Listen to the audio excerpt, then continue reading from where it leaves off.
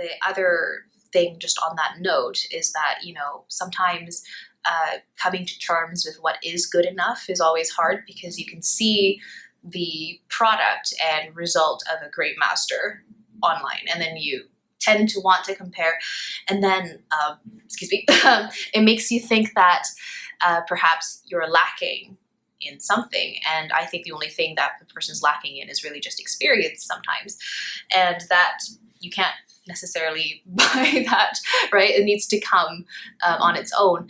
And I think old work that maybe you're not happy with anymore is just kind of capturing you at that moment, you know, of what your best was perhaps, or, you know, what your intention was at the time. So it's easy to kind of be embarrassed by it sometimes. I know I am embarrassed by old work sometimes, but, you know, I've kind of learned to move over that a little bit. I still get a little bit embarrassed, but then I try to mentally move myself away from it and think, you know, okay, this was me when I was 18 or something. This is what I liked. This is what I could do. You know, this led somewhere else. So, you know, I think changing my perspective on that has really helped me in a way, instead of thinking that everything had to be like a masterpiece.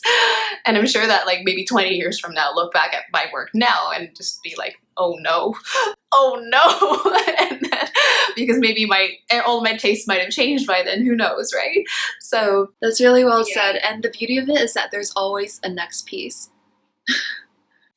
True. And I think we're just conditioned as a whole to always think that there's always something that can be better.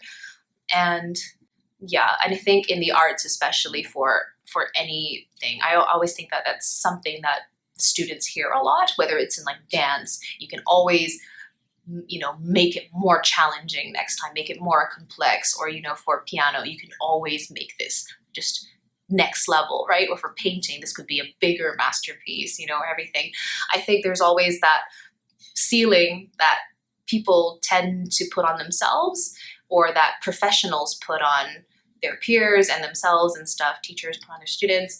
And it's good for motivating, but it's also very, in a way, discouraging a little bit, right? But I guess it depends on how you look at it, so. Yeah, and not to be like too, I guess, defined by your output, but kind of like the lessons learned from it, and noticing that that's a snapshot of you at that moment in time. Thanks so much for tuning in.